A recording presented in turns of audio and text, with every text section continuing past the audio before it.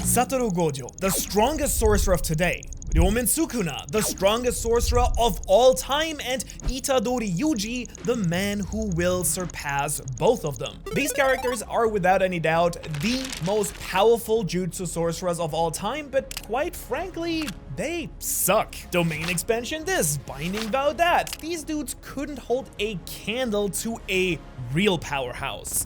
My ultimate jutsu sorcerer who will quite literally devour the entire competition. Which is why I'm taking us all the way over the ocean to the United States of America to introduce you all to the woman who will conquer all of jutsu society. Hannah B. Lecter. Hannah B. Lecter is one of the few non-Japanese sorcerers. She's from West Lafayette in Indiana, and by day she's a teacher's assistant at Purdue University, and by night, well, she slays curses. And before you ask, I won't keep you waiting. Her middle name? It's Beans. Hannah Beans Lecter. And that's not a creepy and totally not referential name. No.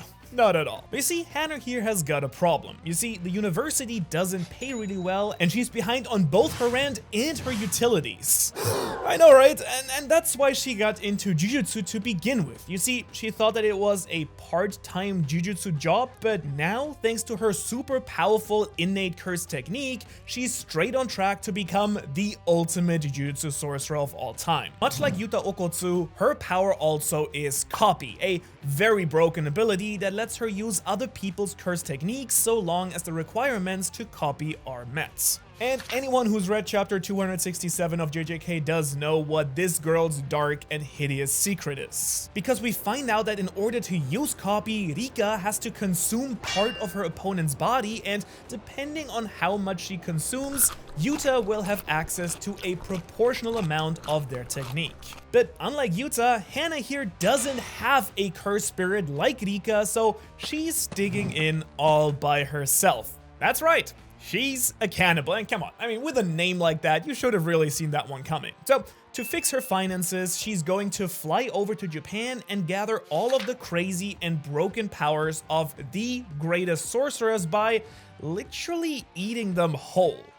I mean, lucky for her, she's completely unstable, mentally shattered, and a total freak of nature. Not to mention that she saw Mei Mei post about everyone hunting down Sukuna and figured it would be her best bet at getting some money at the same time as well. So off to Shinjuku, because it's time for your very first meal, the delicious and savory first course, Noritoshi Kamo. You see, his blood manipulation is the ideal first power for Hannah to steal, as blood is part, well, of the human body. Now that makes her job way easier because she'll be able to slurp out and drain her enemies like a vampire and then just chow down on their dried out bodies like a big batch of beef jerky. That kind of makes me wonder, actually, is the Jackling Sasquatch actually a special great cursed spirit? I mean, maybe all cryptids are?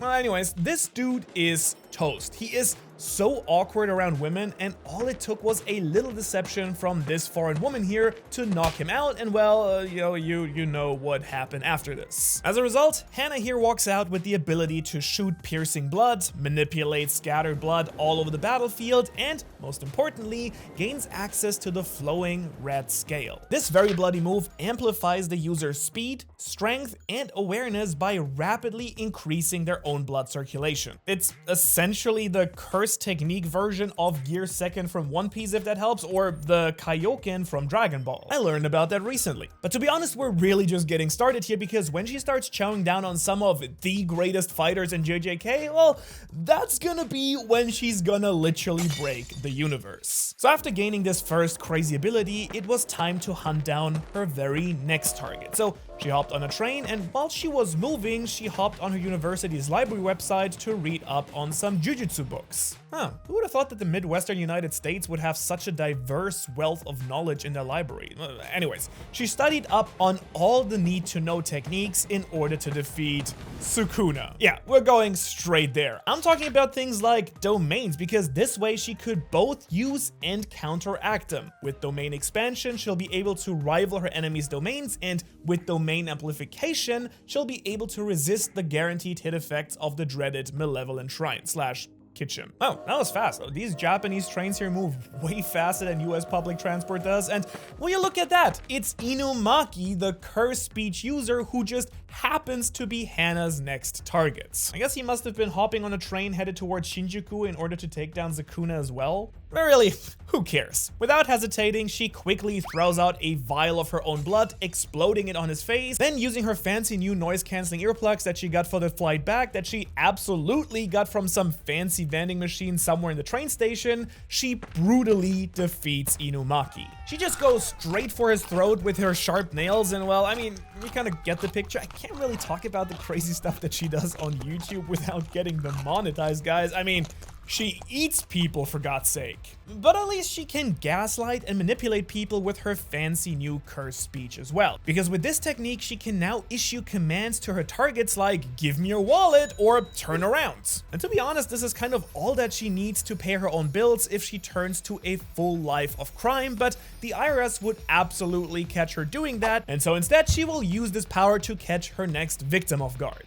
We even learned during Yuta's domain clash with Sukuna that cursed speech works through devices like phones or recorders as well. So maybe she'll have a good use for that when she goes after her next target, which is gonna be Shinji Hakari. You see, Hana over here learned that he was at Shinjuku with the rest of the powerhouses in Jujutsu society, and so she quickly hops on yet another train and makes her way over there. And she takes this time to grade her students' papers and read up on reversed curse technique as well. That way, if someone cuts her arm off, say, she can just grow back a new one. How convenient. Oh, damn, again, oh, these trains are just, okay. Now she just needs to find him. Oh, there he is. He's just casually grabbing lunch with 𝗨𝗟𝗧𝗜𝗍. No wonder that their fight was taking so long. They took a break in between.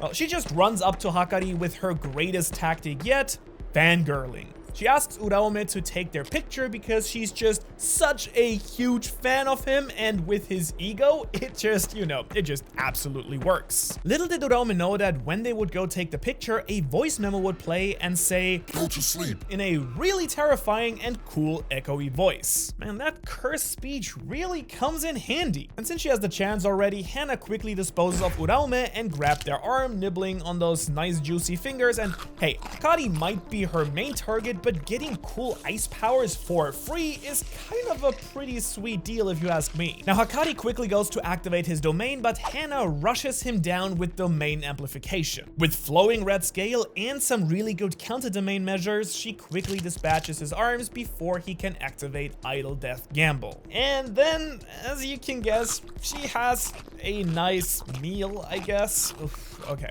By the way, according to her culinary diary, Hakari tastes sweaty and a little bit bitter, for anyone who was wondering.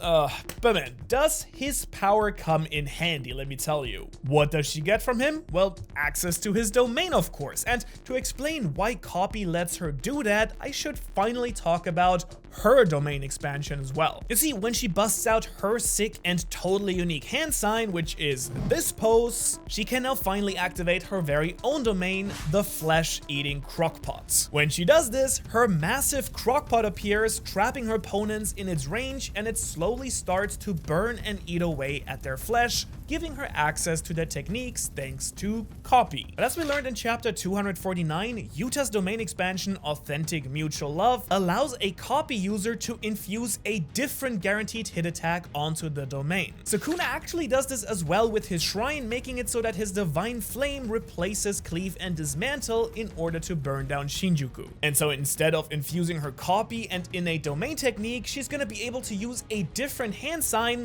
Hakari's loop-the-loop hands, in order to gain access to jackpots. And before you say, oh, Manushi can't do that because sorcerers have to use their hand signs, wrong! Sukuna does it. He makes a binding vow to switch his hand sign to Gojo's one-handed one, changing how Shrine works to begin with. Now Hana just has to do the exact same thing and make her binding vow, if I do the other hand signs and, I don't know, give up my cell service for 10 minutes, I don't know, I can use Hakari's domain effect instead. And don't laugh at that, you do know that JJK is weird like that, alright? I mean, look at Sukuna here. To me at least, that seems like a pretty foolproof plan based on the rules that Giga Akutami set up himself. I mean, blame the mangaka, not me please. Anyways, Hana can access the insane boost now from Hakari's jackpot. That means that she'll gain infinite cursed energy, boosted power, and instant reverse curse technique activated on autopilot. And it lasts as long as a song of her choice. And so for the next 3 minutes and 24 seconds that Super Freak by Rick James here plays, Hana is effectively immortal. She's a super freak, he's super freaky. Okay, with blood and ice manipulation, curse speech, and jackpot, Hana Beans is busted, but you haven't seen anything yet because she got way more sorcerers to feed upon and way more crazy abilities to yet acquire. And just wait, because her last one really lets her win any battle that she wants. But until then, Hana has to go seduce a perverted beefcake instead. Luckily, he's just chilling right over there playing with his 𝗨𝗟𝗧𝗜𝗠. Aoi Todo, my brother. You are Miss Lecter's next victim, I'm afraid. Now, she walks up to him, and honestly, he's a bit of a simp. She's a strong, confident woman from the US. That's pretty much his type in a nutshell. And so he asks her what he can do for her, and she just whispers into his ear, he listens, and then she whispers again, this time using her cursed speech. Now Todo falls asleep instantly, like this, and she quickly loots his pockets for anything else that she can sell to make a couple of bucks. And then she puts on a little dinner bib, takes off the 𝗨𝗨𝗧𝗜𝗠 and eats him alive. Doesn't really matter how smart you are no exception here, Todo. Luckily, you tasted a little bit better than Hakari, apparently. You tasted like a pork chop and sweet potato. Oh god, come on, who wrote the script for this? This is getting insanely like gory now. What a video. All right, let's face it, guys, Boogie Woogie is a broken ability. This teleportation ability is the craziest thing around. It can disorient Mahito, Hanami, and even Sukuna himself. It's a technique feared by the greatest Jutsu sorcerer, so it only makes sense that my ultimate Jutsu sorcerer right here has it as well. So now, with a simple clap, she can teleport around, switching places with anything that has cursed energy imbued into it. Unfortunately for Hana though, an angel of death is now approaching as a massive beam of light tries to destroy her very being, as Hana, no, not my Hana, Hana Kurusu, aka Angel, unleashes a maximum output Jacob's ladder right onto her. Now, my Hana here dodges with her just newly acquired Boogie Woogie and then throws a rock up towards Angel. She quickly switches places with the rock and then, using her ice powers, seals off Angel's escape route as well. And then quickly, before Angel can react, she puts her hand up to her eyes and activates her domain, meaning that she begins to cook Angel alive, turning her silly wings and her dreams into some nice Kentucky Fried Angel chicken. And after chowing down on her fill-up bucket, Hana gains access to the incredibly broken curse technique, Maximum Output Jacob's Ladder, by summoning a trumpet and playing it. A massive beam of light completely erases any curse inside of its field of effect. Now, unfortunately, Hana pretty much sucked at band practice and didn't really learn how to play the trumpet properly, rendering this ability completely useless unless she infuses it into her domain, kind of like Yuta did as well. And at this point, Hana Beans Lecter has accomplished quite a lot, but she can't quite avoid her job forever. I mean, the time zone difference does mean that it's now actually her office hours in the middle of the night, and she has to sit on the battlefield in Shinjuku for a solid 2 hours, taking calls remotely with her students, helping them on their homework and stuff like that. Actually also quickly sends over some money from Todo's bank account to hers, that way she can quickly pay off her utility bill while she waits as well. Alright, with that done, she can now finally go eat that tasty looking body that's been lying on the ground in the background of her Zoom calls. Yuta, Gojo, I mean, whoever that is, it's time to eat. Now, in case you don't know, Yuta was a silly little guy back in chapter 261 and used Kenjaku, the little evil brains curse technique, to pilot Gojo's body like a sort of weird flesh mech in an attempt to defeat Sukuna. Shockingly, it didn't work because, well, Gojo is tall and has long arms, which Yuta isn't used to. I mean, I wish I was joking, but that's legitimately one of the reasons, I guess. But anyways, he's just been laying on the ground here ever since. And if there's one thing that I do know about Hana Beans Lecter, well, she hates students who submit late assignments. But if there is yet another thing I know about her, it's that she loves eating bodies that just are there lying and decomposing on the ground. Especially a hot, sexy man like Gojo over there. I mean, she just pops that brain open and chows down, getting a nice 2-for-1 special, eating Yuta and Gojo in one fell swoop. Which means that, oh yeah, let's go, it is infinity time. Hannah Beans, I didn't know you had it in you. She's finally ascended and become the honored one, gaining access to the techniques blue, reverse red, and the imaginary technique hollow purple, also colloquially known as the delete button. Plus, with the infinity, she's now nearly untouchable, and well, yes, normally without the 6 eyes, she'd run out of cursed energy and struggle to keep that barrier up all the time, but don't you forget, she has got jackpot! This super freak can now just keep spamming her own domain expansion to get infinite energy, fully powering her own infinity as well. And then she can just toss out hollow purples, tell people to die and they'll just explode, or boil teleport wherever she wants, whenever she wants as well. Which, funnily enough, is exactly what she's gonna do and quickly make her way over to wherever the Jujutsu High School has been keeping all of their cursed tools. But before she does that, she first infuses a pencil with cursed energy and switches it with the dragon bone that Maki has been holding. Sorry, not sorry, Maki. I mean, Hannah just needs it way more than you do.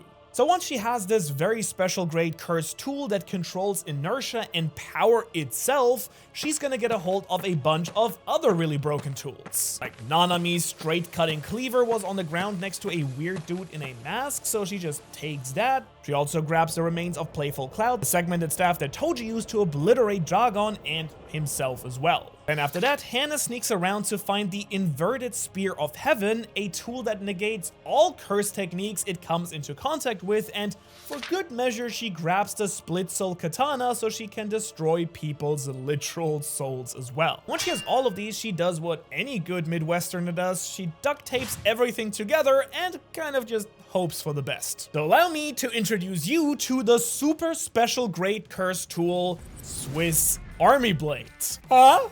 Isn't that something? I mean, it's kind of like a Keyblade from Kingdom Hearts on steroids, and it just sort of destroys everything that it touches. Souls, cursed energy, people, you name it. If you're touched by it, they're gone. And actually, while she's close to Jujutsu High, she also finds a kid running away for dear life. Apparently, Maki killed his entire family before he could use his 10 Shadow technique to fight back at all, which is super convenient because at this point, Hannah has no morals at all left and is absolutely going to eat this kid to unlock the strongest ability in all of JJK. Yeah, I said it. I mean, I'm not even gonna act like you don't know what's gonna happen next. 10 Shadow technique plus a really broken character?